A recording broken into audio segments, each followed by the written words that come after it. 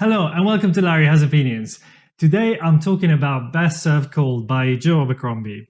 This is the fourth book in the First Law universe. I read the trilogy, the original trilogy, earlier this year. I have a review as well on the channel if you're interested, and very much enjoyed it.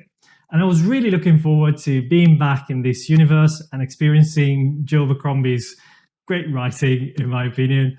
And I had really high expectations as well, because a lot of people mentioned how these standalone books improve on the original trilogy a lot. And these are even better than the original trilogy. This seems to be a lot of people's favorite. I was really looking forward to it. I'm not really going to give you a synopsis. You can look it up if you want, but it's a typical revenge story with a pretty strong Count of Monte Cristo vibes in a way. And we meet some new characters as well as some of the old characters, not necessarily the main ones, but some of the secondary characters from the trilogy, again, are part of this story. I'm not going to go into any spoilers or anything like that. However, I will, in very vague terms, talk about the sort of direction the story goes into, whether it's a more traditional sort of story or whether there's big shocking moments, that sort of thing. So if you want to know absolutely nothing about the book, then maybe stop watching. If you're okay with some vague descriptions about the plot, then you should be fine. Okay, I'm going to start with the things that I quite liked and enjoyed about this book. First of all, Abercrombie's masterful writing, in my opinion, remains at a really high level. Similarly to the original trilogy, his prose is always very on point, very effective and very enjoyable. The world building is also a slight step up perhaps on the original trilogy, where it was pretty solid but always in the background. Here there's probably a bit more of it, also because it's a lot more contained. This all takes place in a specific part of the circle of the world, so there's a quite rich descriptions about this part of the world, which was quite enjoyable. I would also say the plot is a bit more prominent than in the trilogy, where things tended to be a bit more slow moving. This is definitely slightly faster paced, which I appreciated, even though I didn't necessarily have an issue with the pacing in the original trilogy, to be honest. However, I have to say that apart from these things that I still appreciated, and while I still enjoyed the book overall, I didn't hate it or anything. It's 740 pages, I think, my edition. If I had really hated it, I would have probably DNF'd it because it's so chunky. But I have to say I was quite disappointed for a number of reasons. First of all, perhaps my expectations were too high given all the praise that I had seen, and especially with so many people mentioning how they like this better than the original trilogy.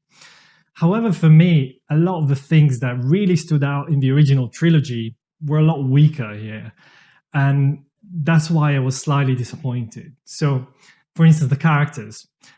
The characters in the Blade itself and book 2 and 3 are just incredible. They're so memorable. And they have this way that they depict it where they do really despicable things. They're pretty evil people. But you can't help but root for them. You can't help but liking them for some reason. Think of Glocktar, who's probably one of the worst human beings you can think of, and you're still gonna like him somehow. Here, I would say the characters, the main characters of the story, they're just straight unlikable in my opinion. They're still pretty evil, like the characters in the original trilogy, but they're not particularly likable. They're pretty annoying, I have to say. I much prefer some of the secondary characters in the story.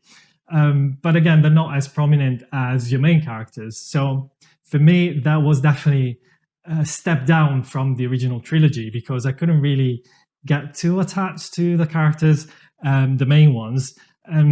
It just left me a bit meh. Okay, and aside from that, I have to say the plot, even though I appreciated that it was slightly faster moving, I just found a bit repetitive. I appreciate that that could be intrinsic to the revenge story narrative, where the main character wants to take revenge against a number of enemies. So first goes after one, and then the other, and the other, and the other. But it all felt slightly predictable and something I really liked about the First Law trilogy was the way Abercrombie took some of these traditional tropes and just subverted them completely in a way you were not expecting. Here, I would say what you expect is what you get. So I was slightly underwhelmed because of that. And 750 pages of this seemed a bit much when it could have easily been trimmed down, in my opinion, if you're not doing anything particularly original or different. Like every time I was hoping, oh, now we're gonna get some shocking event now, and that never really arrived. Things kind of go slightly the way you expect them to go. And then I guess quite related to that, it felt the main characters had massive plot armor, and I was really hoping that Abercrombie might have the balls to do something really different and, you know, kill off one of them or do something really unexpected, really different. But you never really feel the stakes are that real because they're always going to be safe whatever happens. And I thought of any authors, Abercrombie should be the one who should try that sort of thing. And that didn't really ever come. And some of the scenes felt a bit ridiculous because you have these fighting scenes where the enemies could easily kill one of the main characters, and it just never happens because they just talk about it. It's like, oh, I could kill you now, but I'm gonna give you another chance. And then obviously things work out always for the best for the main characters, which is fine. If you enjoy that kind of story, you know, it's fine. You're probably gonna enjoy this. But one of the reasons why I look to Abercrombie when it comes to fantasy is because I'm hoping for something a bit different, and I didn't really get it here. There's even the very traditional resurrection trope, or that kind of, or someone looks like they're dying, but then poof, they come back again. It's something I don't really like. If someone looks like they're dying, just let them be dead and be done with it. So for me, some of the main reasons why I liked Abercrombie's writing and the First Law trilogy, like the trope subversion, the despicable but likable characters, I didn't really find here. I also really like the humor in the original trilogy, and for some reason this felt a lot more flat in that respect. I didn't find it remotely as funny. I just found it slightly a bit of a slog. The start was great. The ending was fine, but there's a good 500 pages in the middle that are a bit repetitive, and where if you just enjoy that sort of adventure, then you might enjoy this, as many people do. But if you're just looking for something different that is trying to be quite original and different from things that have been done several times before, I was kind of disappointed, I have to say. So, very unpopular opinion. I can appreciate that a lot of people love this book. I can see why. Unfortunately, that didn't quite work for me. I wouldn't necessarily dissuade anyone from giving this book a go because a lot of people love it. And I can see if you are into just a more traditional revenge story, which is well executed with beautiful writing, this can be quite compelling and a lot of people will enjoy this, like a lot of people have enjoyed this. However, if, like me, you're probably hoping to get something slightly different, there's a George R.R. Martin quote on the cover.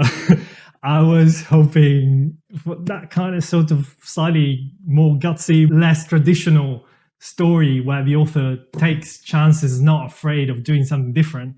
I didn't really get it here. And as far as I'm concerned, this is definitely not better than the original trilogy.